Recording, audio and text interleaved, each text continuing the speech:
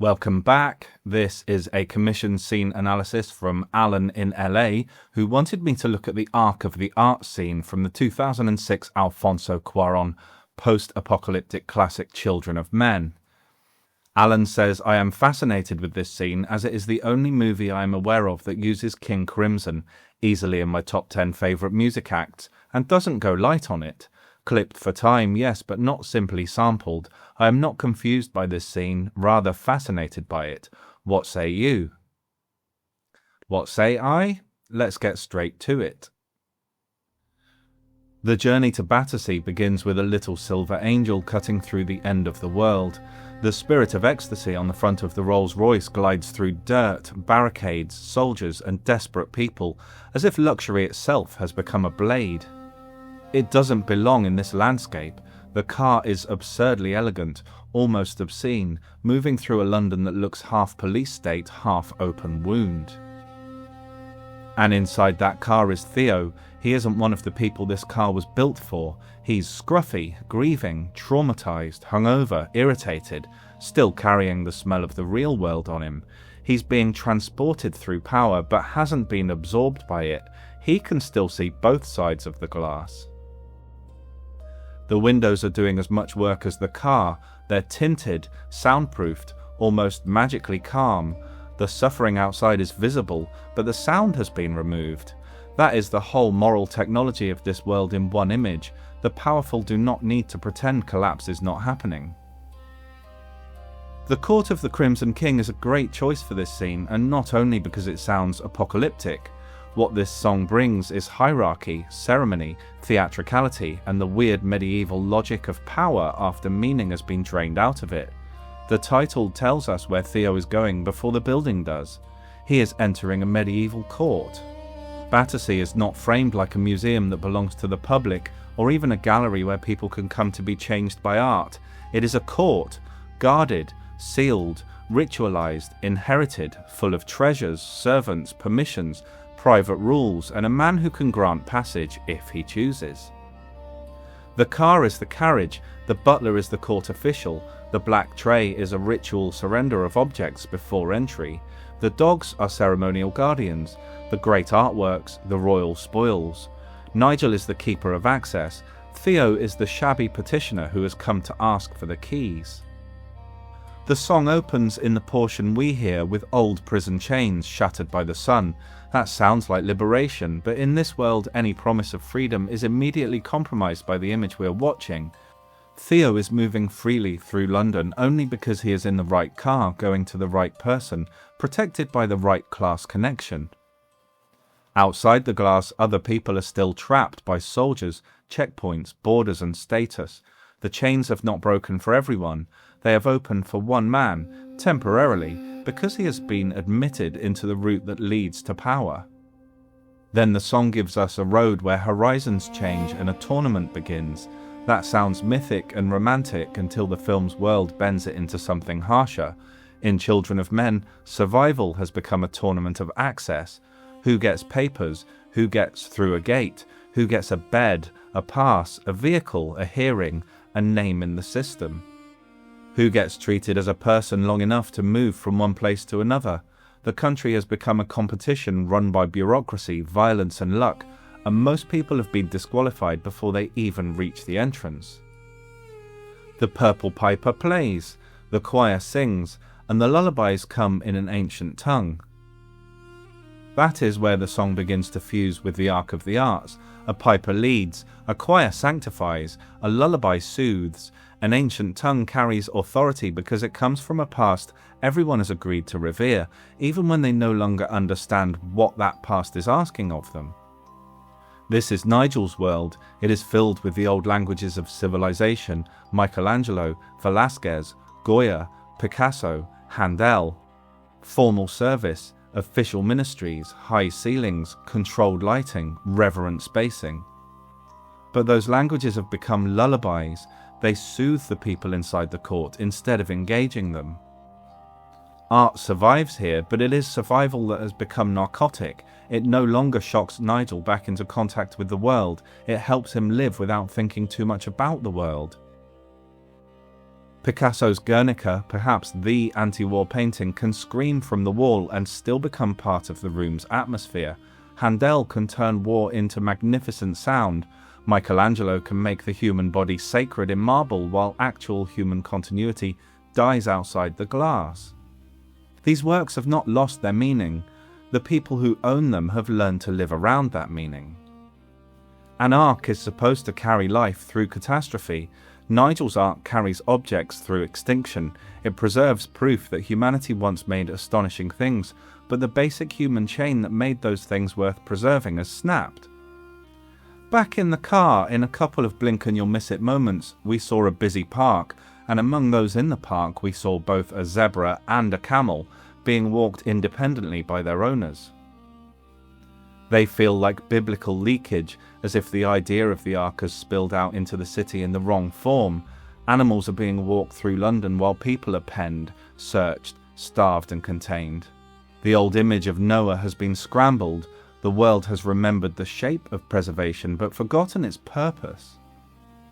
On arrival at Battersea Power Station, Theo steps out of the car and is met by immaculate manners and told this is a non-smoking facility. The country is burning, the future is gone, and someone is still enforcing facility policy. Theo's response about the man having something in his teeth cuts through that polished surface beautifully. The butler offers etiquette. Theo answers with the body. Teeth, food, embarrassment, flesh is vulgar, but it's alive. It probably wasn't true, but it probably sent Jeeves off to the bathroom to check anyway. Then Theo empties his pockets onto a tray marked Ministry of the Arts, and the scene gives us a portrait of him in objects: cigarettes, lighter, money, keys, painkillers, whiskey. Everything about him is small-scale survival. He is carrying little anesthetics, little escape tools, little proofs that his body hurts and his nerves need managing. Before he enters this palace of immortal culture, he has to surrender the grubby inventory of a man getting through the day. Inside Battersea are the rescued masterpieces of civilization. On the tray is Theo's portable ruin, yet the tray feels more honest about the age than the museum does. The whiskey, pills and cigarettes at least know what world they're in. The first great object Theo sees is David, the actual David, and the image is almost cruel in its clarity. Michelangelo's David is the idealized human body, all youth, balance and beauty. It is the Renaissance dream of man as a creature worthy of wonder. In Nigel's ark, that dream has become archaeological. Humanity can preserve its most famous image of young male beauty, but it can no longer make children. It can guard the marble body with living dogs, but it cannot guarantee the living body a future. That little inversion is everywhere in the scene. Life serves objects, dogs guard stone, servants maintain rituals, music dignifies numbness. A son, I assume, sits at the table like an heir to a world that has made inheritance meaningless.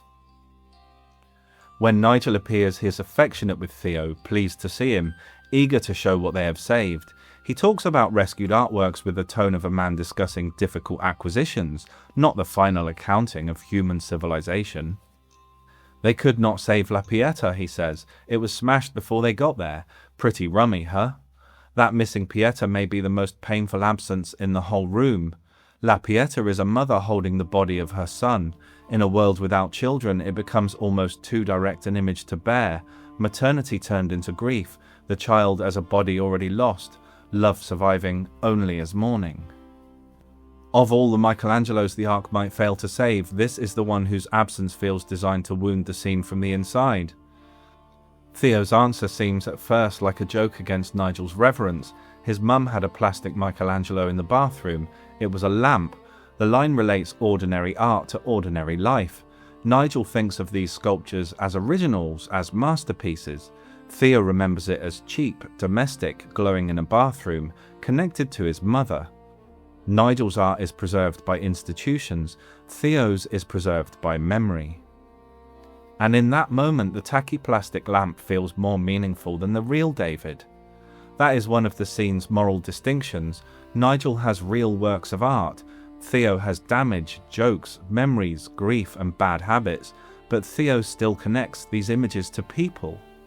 The same distinction returns when Nigel mentions Madrid. They saved Les Meninas and a couple of other Velázquez paintings, but only 2 Goyas. The thing in Madrid was a real blow to art. Theo answers, not to mention people. The correction lands because it is so small. Theo does not make a speech, he just puts the missing dead back into the sentence. Nigel's phrasing has filed the disaster under cultural loss. Theo reopens the human file. And the bitter brilliance is that the room itself should already have done that work for Nigel. Behind them hangs Guernica, Picasso's great shriek of civilian suffering, shattered bodies, animal panic and mechanized cruelty. It was made as an accusation against violence from above, against the conversion of people into broken forms under the machinery of war. In Nigel's dining room it has become decor, protected, acquired, lit, admired, and placed behind a table where dessert can be served.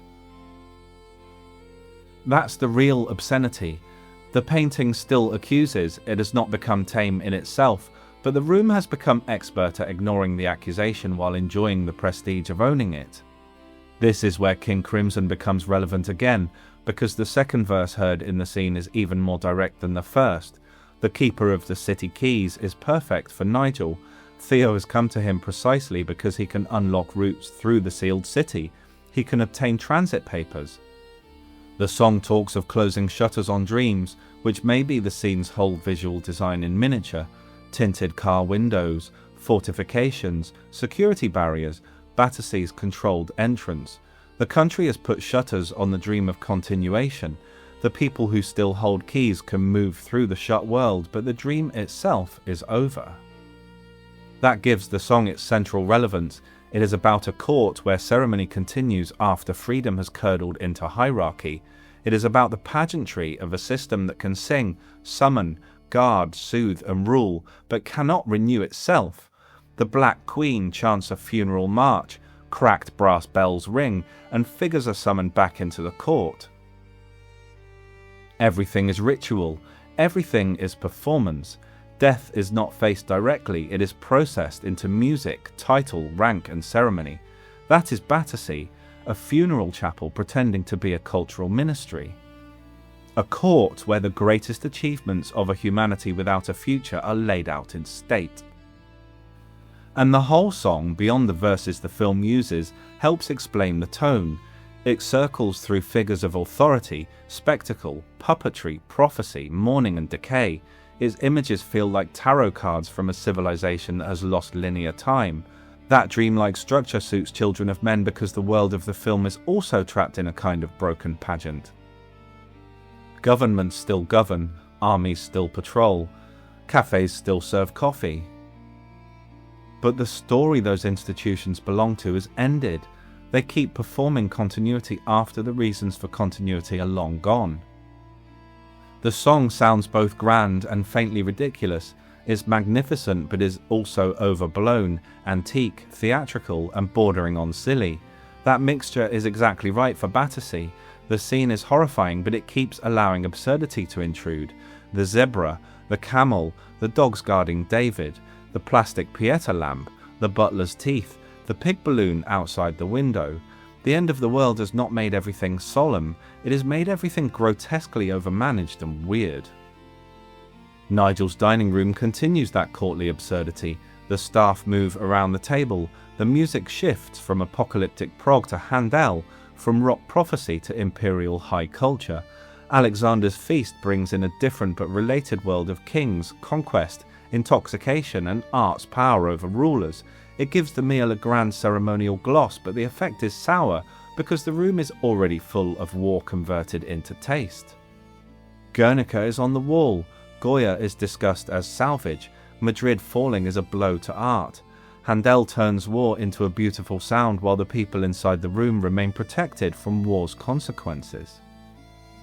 Alex sits in the middle of this, absorbed in his strange device, working his gloved interface with the little expert movements of the fingers. He is surrounded by culture, food, servants, family and catastrophe, yet he seems barely present. If he is Nigel's son, he becomes the failed heir of the court, the next generation, physically present but unreachable, medicated, sealed inside a private system. Nigel calls him, gently at first, then suddenly barks his name with such force that the whole room briefly shows its mechanism. The charm drops. Control speaks. Alex takes his pills and sinks back into whatever world he is actually inhabiting. The pills rhyme with everything else. Theo's painkillers, Theo's whiskey, the car's soundproofing, the ancient lullabies of King Crimson, Nigel's refusal to think. The whole scene is full of anesthesia, from the chemical to the cultural. People take substances, enter systems, listen to music, live behind glass, preserve beauty, maintain rituals, and all of it helps them survive the knowledge they cannot bear to connect. Theo has come here because he needs something from the court. He's a petitioner. That is what keeps the scene from becoming a simple sneer at wealth. He may see through Nigel's world, but he still has to use it. Theo has to enter the court of the Crimson King, stand among the masterpieces, make his false petition, and hope the keeper of the keys will open the road. His lie to Nigel is clumsy but emotionally revealing. It's sentimental, convenient, a bit awkwardly delivered, but it carries the shape of the truth inside it. Nigel does agree to help, which is why he remains interesting. He is not a cartoon of decadence. He has affection, usefulness, perhaps even kindness in him. He loves Theo in some damaged family way. He'll see what he can do. The scene's judgment of him is sharper because he is recognizable rather than monstrous. His failure is not that he cannot feel anything. His failure is that he has found a way to feel only in compartments. The men walk over to the window where Theo finally asks the question that has been sitting underneath the whole sequence. 100 years from now, there won't be one sad fuck to look at any of this. What keeps you going? That is the question here. Who is all this for? Who is David for without future bodies? Who is Guernica for without witnesses? Who is Las Meninas for without someone to stand inside its game of looking and power? What does preservation mean when inheritance has disappeared? Nigel's answer is devastating because it is so plain. He just doesn't think about it. And to hammer home the point, he gestures towards the sprawl of a decaying London, as if to say, why the hell would anyone dwell on this mess? The whole court runs on that method.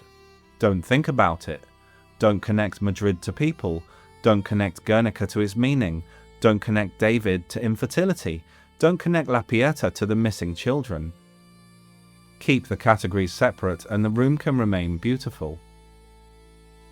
That may be the film's most frightening account of privilege.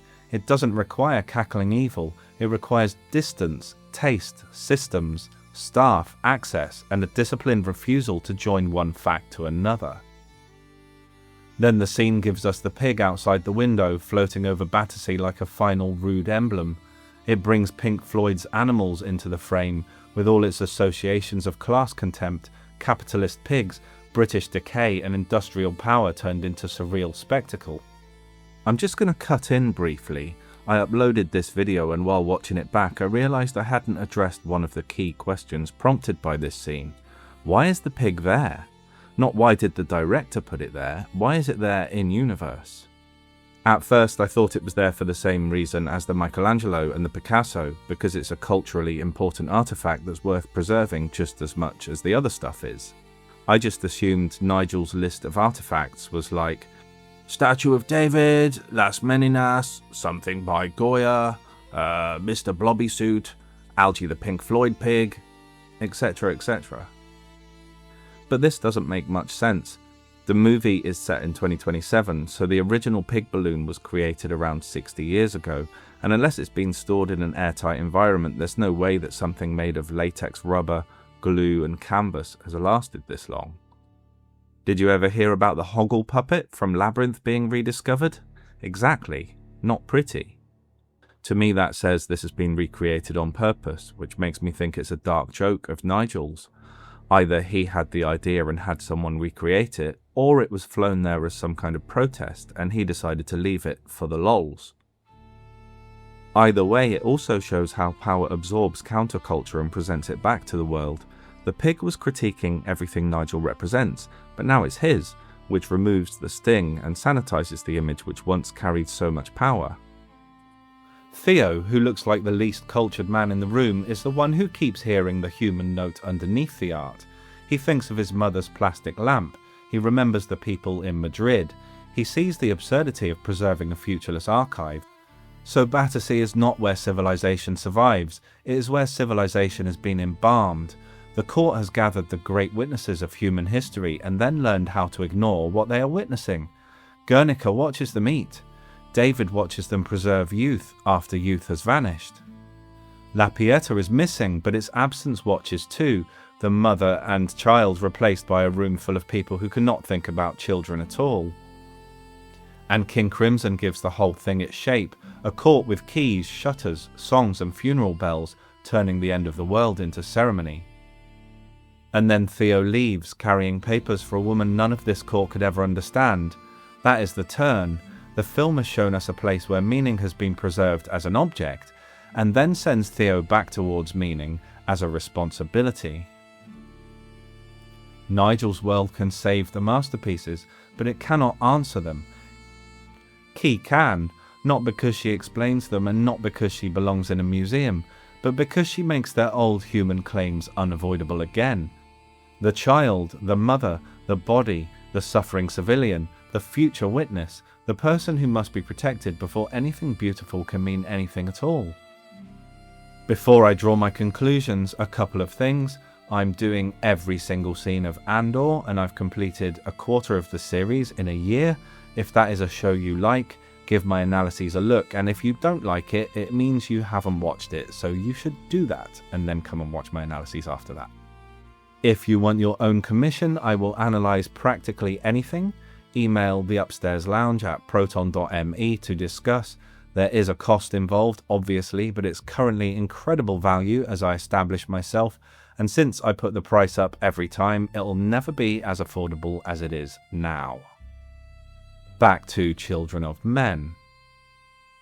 At the end of the world, the richest men can preserve civilization perfectly and still have nothing living to hand it to. The paintings and sculptures are safe, but only temporarily. They're safe from mobs, bombs, looters and weather, for now. But when humanity ends, the ark ends too. The windows will break, the rain will come in, plants will colonize the power station, birds will nest above the masterpieces, David and Guernica and all the rescued relics of civilization will eventually disappear under dust, mold and pigeon shit. Because the world does not respect art without us.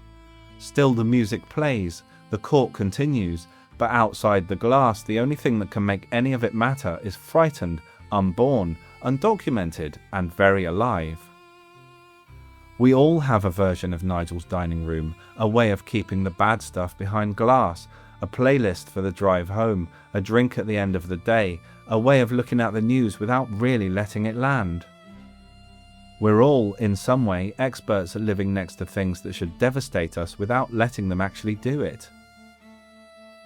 The planet suffocates around us, democracy is dismantled under our feet, cities are illegally flattened, it's too much to deal with, too much to think about, and when Theo asks what keeps him going, Nigel sounds almost monstrous, but that line more than any other in the movie says something almost universal about the human condition. None of us really think about it. Nigel just has the resource to make the glass a little bit thicker.